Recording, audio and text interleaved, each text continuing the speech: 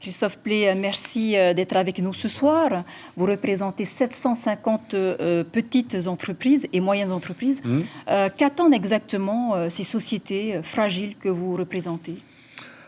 De pouvoir survivre les 6 prochains mois, j'ai envie de vous dire, Chita. Ça va être très long. Hein. On sait que la reprise, c'est pas pour tout de suite. C'est pas forcément toutes les entreprises, mais c'est ce qu'on vient de voir à travers votre reportage. C'est les entreprises les plus fragiles, les toutes petites. Celles-là, elles ont été aidées par les dispositifs de l'État, les dispositifs du pays, à travers le DIES pour les salariés. Il y en a qui sont au bout du rouleau et qui attendent tout de suite, rapidement, qu'est-ce qu'on peut faire pour eux.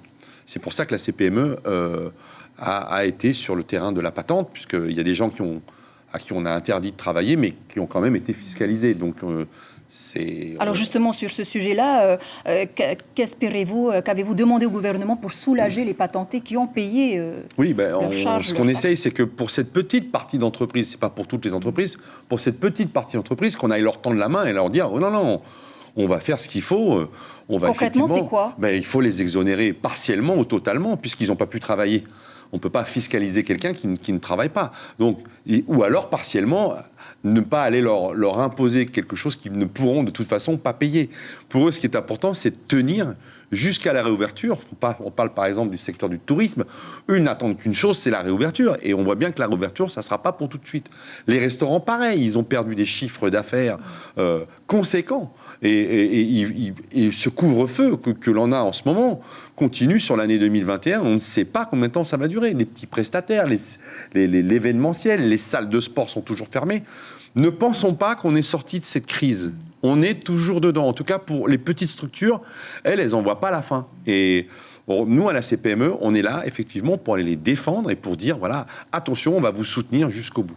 Alors, vous dites quand même qu'il y a 70% à peu près des entreprises sur Tahiti qui fonctionnent bien. Oui, il y a quand même, heureusement d'ailleurs, heureusement que ces entreprises fonctionnent. Il y a quand même des entreprises qui fonctionnent justement pour qu'il y ait de la solidarité, pour que les caisses du pays continuent à tourner, etc. Donc, voilà, il faut que ça continue à tourner, mais il faut tendre la main à ceux qui sont le plus en difficulté, qui eux attendent une aide ou qui attendent quelque chose tout de suite. Ils n'arrivent pas à se projeter à 3 mois, 6 mois. Peut-être ils vont fermer demain ou la semaine prochaine. Alors l'État a annoncé quand même des aides éventuellement, 3 millions, notamment pour les restaurateurs. Qu'en est-il? Oui, on attend ce dispositif, on attend de le connaître via le Haut-Commissariat la semaine prochaine. On pourra en reparler. On tient beaucoup à ce que l'ensemble des dispositifs nationaux s'appliquent aux entreprises polynésiennes et avec régularité.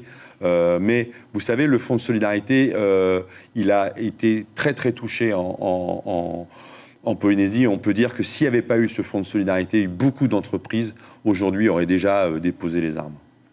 Christophe Pley, merci beaucoup d'avoir répondu à nos questions.